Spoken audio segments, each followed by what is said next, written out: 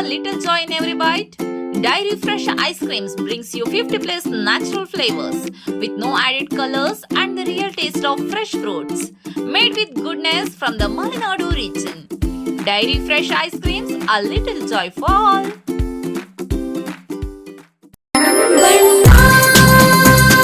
Surfa Coats. Surfa Coats.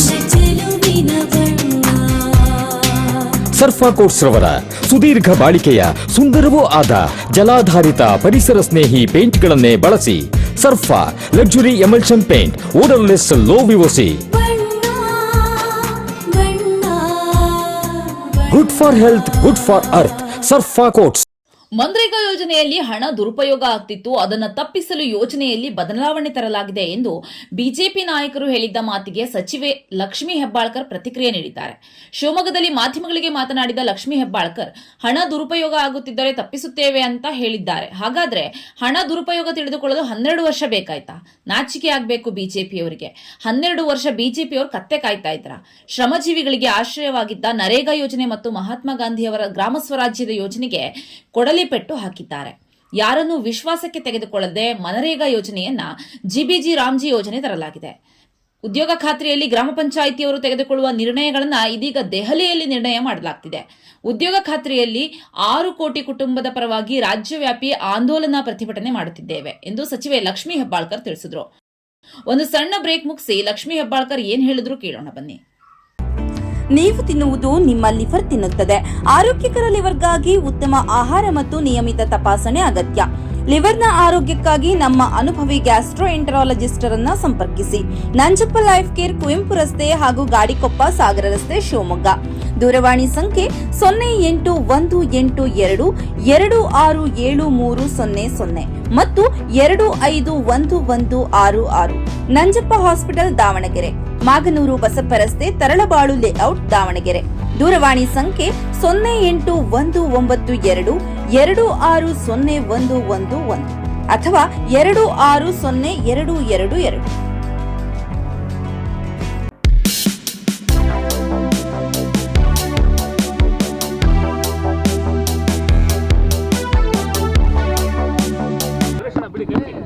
ಹಳ್ಳಿಯಲ್ಲಿ ಇರುವಂಥ ಎಲ್ಲ ಏನು ಶ್ರಮಜೀವಿಗಳಿದ್ದಾರೆ ಅವರ ಒಂದು ಜೀವನ ಕಳೆದ 20 ವರ್ಷದಿಂದ ನರೇಗಾ ಅವರ ಜೀವನದಲ್ಲಿ, ಅವರ ಬಾಳಿನಲ್ಲಿ ಬಹಳಷ್ಟು ಆಗುಹೋಗುಗಳಿಗೆ ಆಶ್ರಯ ಆದಂಥ ಒಂದು ಯೋಜನೆ ಅಂತ ಹೇಳಲಿಕ್ಕೆ ಬಯಸ್ತೇನೆ.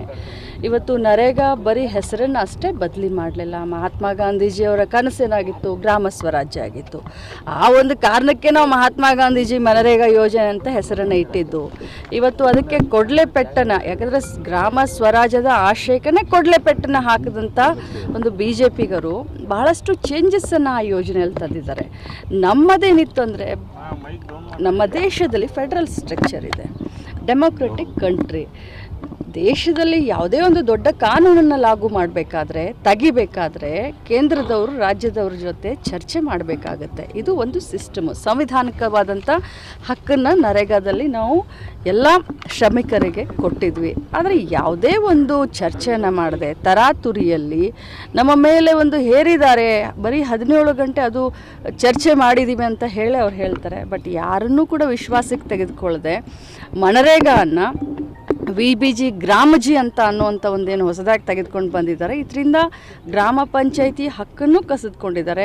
ಗ್ರಾಮ ಸಭೆಗಳಾಗಿ ಗ್ರಾಮದಲ್ಲಿ ನಾವು ಕೆಲಸವನ್ನು, ಇಲ್ಲಿ ಕ್ರಿಯಾ ಯೋಜನೆಯನ್ನು ಮಾಡ್ತಾಯಿದ್ವಿ. ಇಲ್ಲಿ ಕೆಲಸ ಆಗಬೇಕು, ಇಲ್ಲಿ ಗಟರ್ ಆಗಬೇಕು, ಇಲ್ಲಿ ರೋಡ್ ಆಗಬೇಕು, ಇಲ್ಲಿ ಕೆರೆಗಳಾಗಬೇಕು, ಇಲ್ಲಿ ಹೂಳೆತ್ತೋದಾಗಬೇಕು, ಇಲ್ಲಿ ಕೃಷಿ ಹೊಂಡ ಆಗಬೇಕು, ಇಲ್ಲಿ ದನದ ತೊಟ್ಟಿಗೆ ಆಗಬೇಕು. ಅನೇಕ ಕಾರ್ಯಕ್ರಮಗಳನ್ನ ನಾವು ಉದ್ಯೋಗ ಖಾತ್ರಿಯಲ್ಲಿ ತೆಗೆದುಕೊಳ್ತಾ ಇದ್ವಿ. ಇದಕ್ಕೆಲ್ಲದಕ್ಕೂ ತಿಲಾಂಜಲಿಯನ್ನು ಇಟ್ಟು ಇವತ್ತು ಹಳ್ಳಿಗಳ ಕೆಲಸವನ್ನು ಡೆಲ್ಲಿನಲ್ಲಿ ಕೂತ್ಕೊಂಡು ಅವರು ಡಿಸೈಡ್ ಮಾಡ್ತಾರೆ. ಆ ಡಿಸೈಡ್ ಮಾಡೋದು ಅಷ್ಟೇ ಅಲ್ಲದೆ ಈ ಗ್ರಾಮ ಪಂಚಾಯಿತಿಗೋ, ಈ ತಾಲೂಕಕ್ಕೋ, ಈ ಜಿಲ್ಲೆಗೋ ಕೊಡಬೇಕು ಅಂತಂದರೆ ಅದು ಡೆಲ್ಲಿಯಿಂದ ಡಿಸೈಡ್ ಆಗಿ ಬರುತ್ತೆ. ಸೊ ಈ ಎಲ್ಲ ಕಾರಣದಿಂದ ನಾವು ಕಾಂಗ್ರೆಸ್ ಪಕ್ಷದವರು ಉದ್ಯೋಗ ಖಾತ್ರಿಯಲ್ಲಿ ಕೆಲಸವನ್ನು ಮಾಡ್ತಾ ಇರುವಂಥ ಸುಮಾರು 6 ಕೋಟಿ ಕುಟುಂಬ ಅವರ ಪರವಾಗಿ ನಾವು ಇದನ್ನು ಒಂದು ಪ್ರತಿಭಟನೆಯನ್ನು, ಆಂದೋಲನವನ್ನು ಇಡೀ ರಾಜ್ಯ ವ್ಯಾಪ್ತಿಯಾಗಲಿ ಇಡೀ ದೇಶ ವ್ಯಾಪ್ತಿಯಾಗಲಿ ಮಾಡ್ತಾ ಇದ್ದೀವಿ. ತುಂಬ ಸಂತೋಷ. ಹಣ ದುರುಪಯೋಗ ಆಗ್ತಾ ಇತ್ತು, ಅದಕ್ಕೆ ತಪ್ಪಿಸ್ತಾ ಇದ್ದೀವಿ ಅಂತ ಹೇಳಿದರು. ಹಣ ದುರುಪಯೋಗ ಆಗೋದು ಇವ್ರಿಗೆ ಕಂಡು ಹಿಡಿದುಕೊಳ್ಳಿಕ್ಕೆ 11 ವರ್ಷ ಬೇಕಾಯ್ತಾ, 12 ವರ್ಷ ಬೇಕಾಯ್ತಾ? ನಾಚಿಕೆ ಆಗಬೇಕ್ರಿ ಬಿ ಜೆ ಪಿ ಅವ್ರಿಗೆ. ಈ ರೀತಿ ಜನರ ದಿಕ್ಕನ್ನು ತಪ್ಪಿಸ್ತಾ ಇದ್ದಾರೆ. ಹಣ ದುರುಪಯೋಗ ಆಯಿತು ಅಂದರೆ 12 ವರ್ಷ ಏನು ಮಾಡ್ತಾಯಿದ್ರು ಇವ್ರು? ಕತೆ ಕಾಯ್ತಾ ಇದ್ರ? ಹೌದು, ತಾವು ಹೇಳೋದು ನಿಜ. ಯಾಕಂತಂದರೆ 2000 ನೋಟ್ ಸಿಕ್ಕಿದೆ. ಇದು ಬೆಳಗಾವಿ ಗಡಿ ಭಾಗದಲ್ಲಿ ಸಿಕ್ಕಿದೆ. ಚೋರ್ಲಾ ಘಾಟ್ ಅಂತ ಹೇಳ್ತೀವಿ. ಅಲ್ಲಿ ಗೋವಾ ಬಾರ್ಡರ್ ಇದೆ, ಮಹಾರಾಷ್ಟ್ರ ಬಾರ್ಡರ್ ಇದೆ, ಕರ್ನಾಟಕ ಬಾರ್ಡರ್ ಇದೆ. ಆದರೆ ಬೆಳಗಾವಿಯ ಪೊಲೀಸರು ಭಾಳಷ್ಟು ಚೆನ್ನಾಗಿ ತನಿಖೆ ಮಾಡ್ತಾ ಇದ್ದಾರೆ. ಮಹಾರಾಷ್ಟ್ರದಿಂದ ನಮಗೇನು ಕೋಆಪ್ರೇಷನ್ ಬೇಕಾಗಿತ್ತು ಅದು ಸಿಗ್ತಾ ಇಲ್ಲ. ಆದರೂ ಕೂಡ ನಾವು ತನಿಖೆ ಚುರುಕು ಮಾಡಿ. ಯಾಕೆ ಇವರಿಗೆ ಇಷ್ಟು ಬೇಗ ಯಾಕೆ ಕನ್ಕ್ಲೂಷನ್ ಬರ್ತಾರೆ? ಅದು ಕಾಂಗ್ರೆಸ್ಸದ್ದು ಬಿ ಜೆ ಪಿದು ಅದು ಏನು ಅನ್ನೋದು ಗೊತ್ತಾಗುತ್ತದೆ. ಗುಜರಾತ್ನಿಂದ ಬಂದಿದೆ ತಾನೆ? ಗುಜರಾತ್ನಲ್ಲಿ ಯಾರ ಸರ್ಕಾರ ಇದೆ? ಗುಜರಾತ್ನಿಂದ ಮಹಾರಾಷ್ಟ್ರ ದಾಟಿ ಇಲ್ಲಿ ಬಂದಿದೆ ತಾನೆ? ಇನ್ನು ಏನು ಸಿಕ್ಕಿಲ್ಲ. ಯಾಕೆ ಇವ್ರಿಗೆ ಕುಂಬಳಕಾಯಿ ಕಳ್ಳ ಅಂದರೆ ಹೆಗಲು ಮುಟ್ಕೊಂಡು ನೋಡ್ತಾರೆ? ಬಿಜೆಪಿಗರ ಕಥೆನೇ ಇಷ್ಟ. ಯಾರಿಗೆ ಮಾತಾಡ್ತಾ ಇದಾರೆ? ಬಿಜೆಪಿಗರಿಗೆ ನೈತಿಕತೆ ಇದೇನ್ರಿ? ಕರಪ್ಷನ್ ಬಗ್ಗೆ ಮಾತನಾಡ್ಲಿಕ್ಕೆ ಬಿಜೆಪಿಗರ ನೈತಿಕತೆ ಇದೇನ್ರಿ?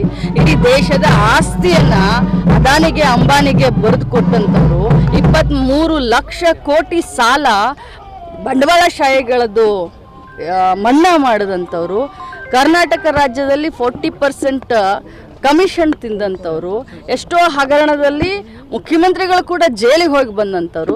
ಬಿ ಜೆ ಪಿಗೆ ನೈತಿಕತೆ ಇದೆಯಾ?